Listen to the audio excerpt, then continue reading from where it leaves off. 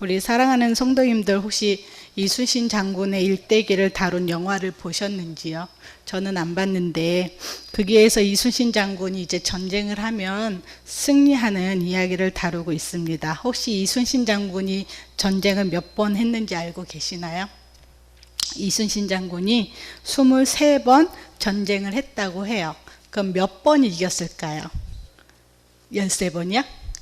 23번. 즉 백전백승이라는 말이죠. 그래서 이순신 장군 하면 전쟁의 명장으로 그렇게 인물로 알려져 있습니다. 그런데 이와 동일하게 성경 인물에도 전쟁을 하면 승리하는 한 사람이 나옵니다. 오늘 우리가 읽었던 다윗이었습니다. 그런데 오늘 성경에서 보면 6절에 보면 다윗이 승리한 비결에 대해서 기록하고 있는데, 다윗이 전쟁에서 승리한 비결은 곧 하나님이 이기게 하셨기 때문입니다. 다윗은 하나님께 참 사랑받았던 인물이었어요. 하나님이 그를 얼마나 사랑했는지, 그에 대해 어떤 마음을 갖고 있는지 신약성경 사도행전 13장 21절을 보면 알 수 있는데요. 그렇게 기록되어 있어요. 내가 이새의 아들 다윗을 만나니 내 마음에 맞는 사람이라, 내 뜻을 다 이루리라. 다윗은 하나님 마음에 맞는 사람이었어요. 너무 멋진 표현 아닐까요?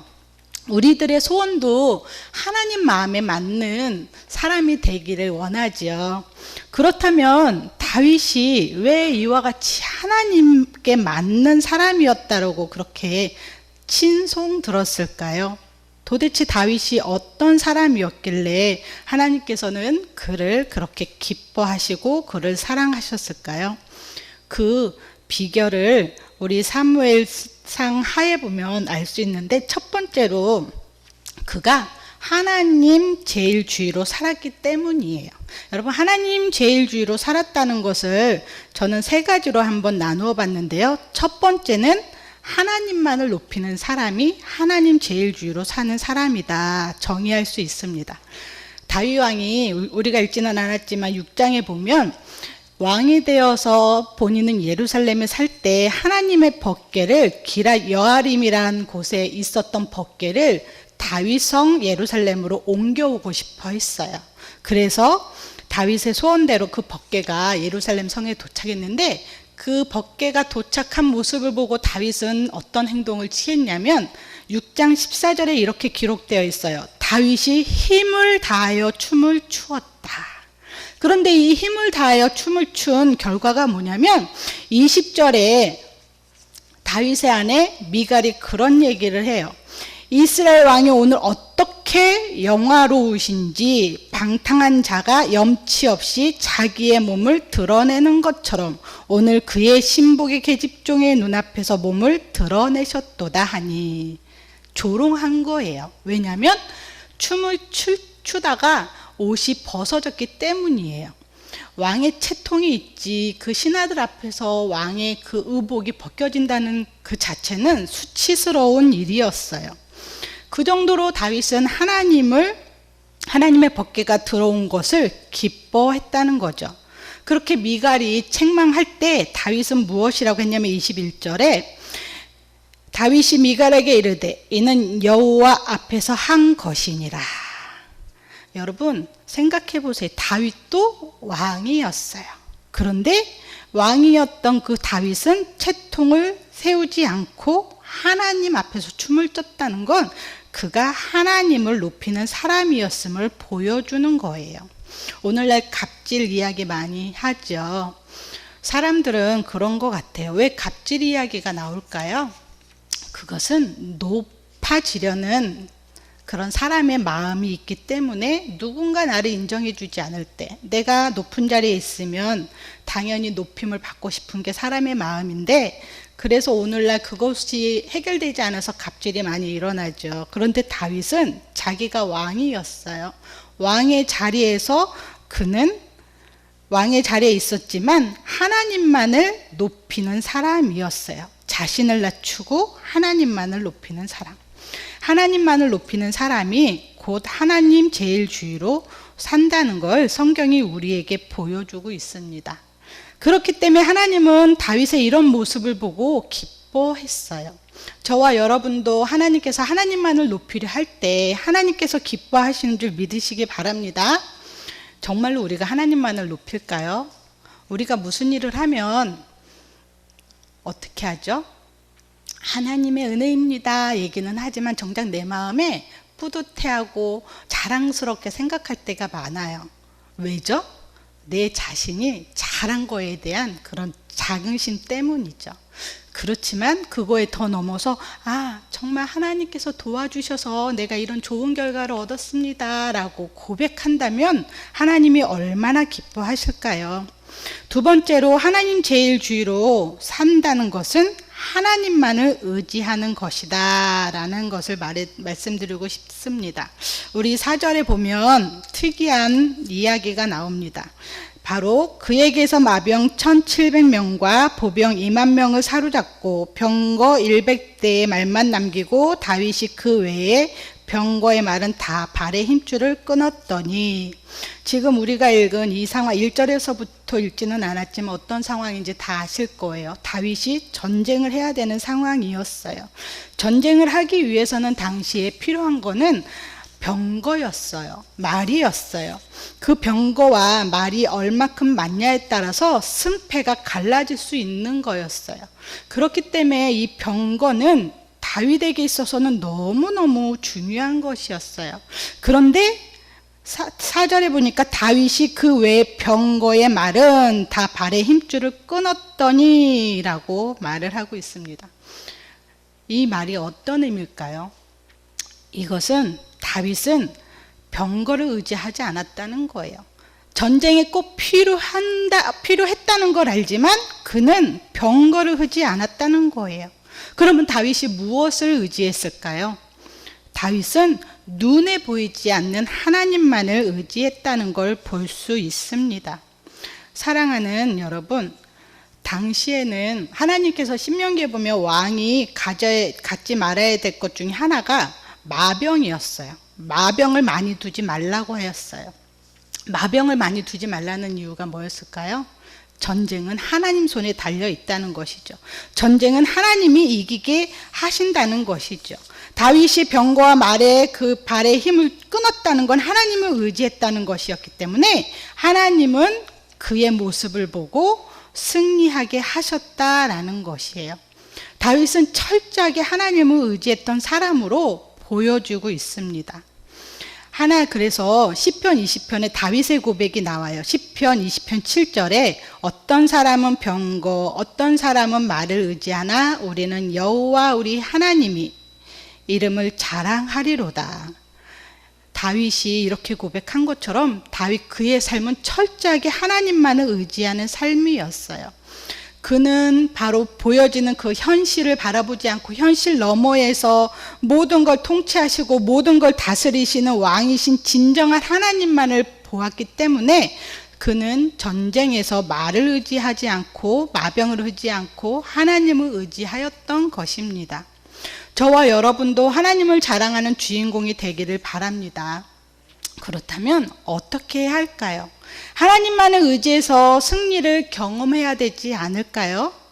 세상은 하나님을 의지하는 것을 어리석게 보이도록 하지요. 세상을 살아가기 위해서는 힘이 있어야 된다고 가르치고 있고, 세상에서 살기 위해서는 남보다 더 잘 돼야 된다고 가르치고 있고, 세상에서 살기 위해서는 가진 것이 많아야 되고 힘이 있어야 된다고 세상은 가르칩니다. 그것이 전쟁에서 다윗이 전쟁할 때 승리하려면 병거와 말이 있어야 된다는 걸 보여주는 것과 같은 거예요. 왜 다윗도 전쟁에서 그렇게 병거와 말이 얼마나 중요한지를 왜 몰랐겠어요? 그는 어렸을 때부터 늘 전쟁을 했던 사람이었어요. 양을 칠 때 그 양을 지키기 위해 싸나운 동물들과 싸워야 했고, 왕이 되어서 백성들을 지키기 위해서 당연히 전쟁을 해야 했습니다. 그렇기 때문에 다윗은 누구보다도 전쟁에서 이기려면 무엇이 필요한지 알았던 사람이었습니다.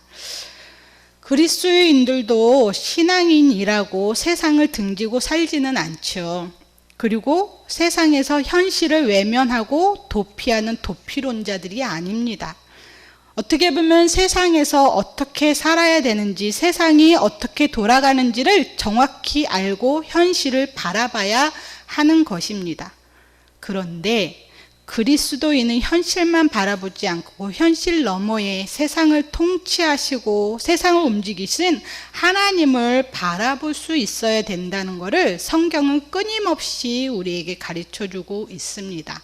그리할 때 세상의 가치관을 따라 살지 않고 하나님의 가치관을 가지고 세상에서 승리하며 살아갈 수 있는 것입니다. 여러분, 우리나라 과거의 이야기 아시죠? 우리나라에 선교사님들이 왔을 때 정말로 가난하고 아무 희망이 보이지 않던 곳이 바로 우리나라였습니다. 그런데 우리나라에 들어온 선교사님들은 바로 눈에 보이는 현실을 바라보지 않고 현실 너머에 계시는 하나님을 바라보면서 복음의 씨앗을 뿌리고 교회를 세우고 학교를 세우고 병원을 세워주셨습니다. 우리나라 선교사님으로 오신 분 중에 언더우드 선교사님의 이야기 아시죠? 언더우드 선교사님의 기도문 중에 이런 내용이 있습니다. 제가 잠깐 읽어드리도록 하겠습니다. 주님, 지금은 아무것도 보이지 않습니다. 메마르고 가난한 땅, 나무 한 그루 시원하게 자라오르지 못하고 있는 땅에 저희를 옮겨와 앉았습니다. 그 넓고 넓은 태평양을 어떻게 건너왔는지 그 사실이 기적입니다. 주께서 붙잡아 뚝 떨어뜨려 놓으신 듯한 이곳, 지금은 아무것도 보이지 않습니다. 보이는 것은 고집스럽고 얼룩진 어둠뿐입니다. 어둠과 가난과 인습에 묶여있는 조선 사람뿐입니다. 주님, 그들은 왜 묶여 있는지도 고통이라는 것도 모르고 있습니다. 오히려 고통을 고통인 줄 모르는 자에게 고통을 벗겨주겠다고 하면 의심부터 하고 화부터 냅니다. 주님, 조선 남자들의 속셈이 보이질 않습니다. 이 나라 조정의 내심도 보이질 않습니다. 가마를 타고 다니는 여자들을 영영 볼 기회가 없으면 어쩌나 합니다. 조선의 마음이 보이질 않습니다. 그리고 저희가 해야 할 일이 보이지 않습니다. 그러나 주님, 순종하겠습니다. 겸손하게 순종할 때 주께서 일을 시작하시고 그 하시는 일을 우리들의 영적인 눈이 볼 수 있는 날이 있을 줄 믿나이다. 믿음은 바라는 것들의 실상이요 보지 못하는 것들의 증거니라고 하신 말씀을 따라 조선이 믿음의 앞날을 볼 수 있게 될 것을 믿습니다. 여러분, 선교사님들이 이 나라에 왔을 때 아무것도 보이지 않던 이 나라가 이렇게 변화된 것은 현실 너머에 계신 주님을 바라보았던 선교사님들의 믿음 때문입니다. 우리들도 이 시대 속에 정말로 변할 것 같지 않는 이 세상에서 현실만 바라보는 것이 아니라 눈에 보이지 않는 현실 너머에 계신 하나님의 일하심을 보고 살아갈 때 승리할 수 있음을 믿으시기 바랍니다. 바로 이것이 하나님을 의지하는 것이고 하나님을 제일주의로 살아가는 자들입니다. 하나님은 이와 같이 하나님을 의지하는 자에게 승리를 가져다 주시고 또 그를 통해 놀라운 일을 하십니다. 세 번째로 하나님 제일주의로 사는 것은 하나님께 무릎을 꿇는 것입니다. 우리 사무엘상 30장에 보면 다윗이 시글락에 도착했을 때 아말렉이 쳐들어와서 시글락 성을 불태우고 여자들과 자녀들을 사로잡아 갔다는 이야기를 듣게 됩니다. 이때 다윗은 아말렉을 치러 자기가 먼저 가지 않고 하나님께 물어봅니다. 30장 8절에 다윗이 여호와께 묻자와 이르되 내가 이 군대를 추격하면 따라잡겠나이까 하니 여호와께서 그에게 대답하시되 그를 쫓아가라. 내가 반드시 따라잡고 도로 찾으리라. 다윗은 자신이 할 수 있음에도 불구하고 먼저 자신 행동으로 먼저 옮기지 않고 하나님께 먼저 물어보았습니다. 하나님께 먼저 물어봤다는 건 하나님께 무릎을 꿇었다는 것이죠. 하나님께 무릎을 꿇었다는 것은 하나님의 인도함을 받기를 원했던 것입니다. 여러분 오늘날도 하나님께 무릎을 꿇을 때 하나님은 인도해 주시고 하나님께 무릎을 꿇을 때 하나님은 승리케 해 주신다는 사실을 기억하시기 바랍니다. 우리는 늘 하나님의 인도함을 받아야 되는 사람들이에요. 고아의 아버지 조지 물러 목사님에 대한 이야기도 여러분 아실 것입니다. 조지 물러 목사님은 고아원을 운영하면서 모든 부분을 다른 것이 아닌 오로지 기도로 하나님과 소통하며 많은 아이들을 복음으로 길렀다고 합니다. 오늘날 교회가 점점 약해져 간다는 이야기를 합니다. 교회가 세상을 변화시키지 못하는 것처럼 이야기를 합니다. 그 이유가 무엇일까요? 점점 세상이 바쁘다는 이유 때문에, 세상의 여러 가지 이유 때문에 하나님께 기도하는 시간이 짧아졌기 때문이라고 생각해 본 적은 없으신지요? 과거에 비하면, 과거에는 정말로 우리 얘기 들은 이야기인데, 어르신들은 늘 새벽마다 시간 될 때마다 하나님께 나라를 위해서, 교회를 위해서, 자녀들을 위해서 기도했다고 하지요. 그런데 오늘날 현실은 교회가 점점 기도 소리가 작아가고 기도에 모이는 숫자가 적어져 가는 걸 보게 됩니다. 여러분, 하나님이 지금도 일하십니다. 그런데 하나님이 일하시는 방법은 그냥 일하시는 게 아니고 사람을 통해서 일하시죠. 어떤 사람들, 오늘 다윗을 전쟁에서 이기게 하신 그 비결처럼 하나님께 무릎을 꿇을 때 하나님께서 이기게 하신다는 사실을 꼭 기억하시기 바랍니다. 여기 있는 저도 부끄럽지만 과거에 비하면 기도 소리가 적어진 걸 보게 돼요. 과거에 비하면 하나님 앞에 나아갔던 그 시간이 적어짐을 제 스스로 느끼면서 어찌할꼬 한탄하고 있는 제 자신을 보게 됩니다. 사랑하는 여러분, 다시 회복을 해야 합니다.